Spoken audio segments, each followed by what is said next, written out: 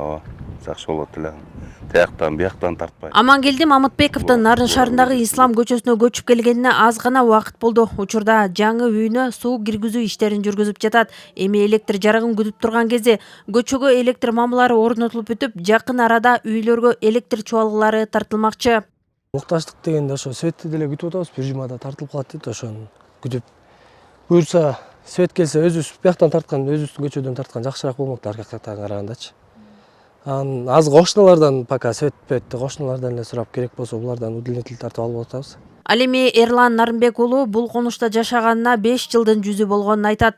Анын айтымында ушул убакыт аралыгында кошуналар менен биргеликте убактылуу электр зымдарын тарттырып, электр жарыгын колдонуп келишкен. Көчөдө киши көбөйдү. Именно мо Ислам бияктан ата эски кирпич завод болуп коет, анан башкача да айтылат, анан светке болгон мукташтык болчу биякта. Биринчи эле көчөдө бар эле свет, экинчи, үчүнчү көчөдө жок эле.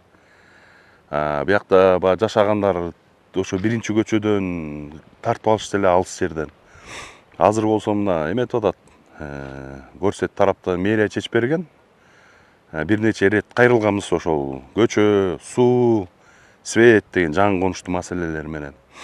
Азыр мына столбаларын коюп кетишкен, эми азыр свет проводдордун тартуу иштерин жүргүзүп атышыптыр.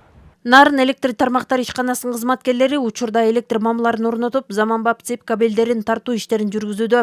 Эки конушту толугу менен электр энергиясы менен камсыз кылуу үчүн жергиликтүү бюджеттен 3 миллион 500 миң сом бөлүнгөн. Электр энергиясынын жеткиликтүүлүгүн камсыз кылуу максатында жарандардын кайрылууларынын негизинде эки жаңы конушка электр энергиясын тартуу иштерин жүргүзүп атабыз.